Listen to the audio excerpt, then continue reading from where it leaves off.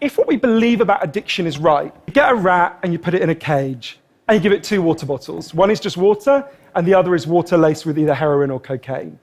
If you do that, the rat will almost always prefer the drugged water and almost always kill itself quite quickly. In the 70s, Professor Alexander comes along and he looks at this experiment and he noticed something. He said, we're putting the rat in an empty cage. It's got nothing to do except use these drugs. Let's try something a bit different.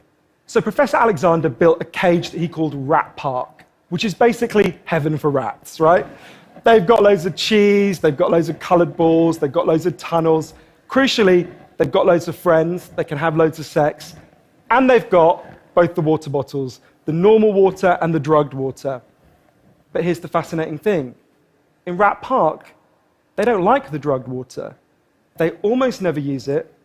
None of them ever use it compulsively.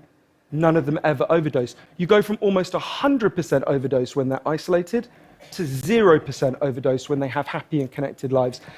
What if addiction isn't about your chemical hooks? What if addiction is about your cage? What if addiction is an adaptation to your environment? Looking at this, there was another professor called Peter Cohen in the Netherlands who said, maybe we shouldn't even call it addiction. Maybe we should call it bonding. Human beings have a natural and innate need to bond. And when we're happy and healthy, we'll bond and connect with each other.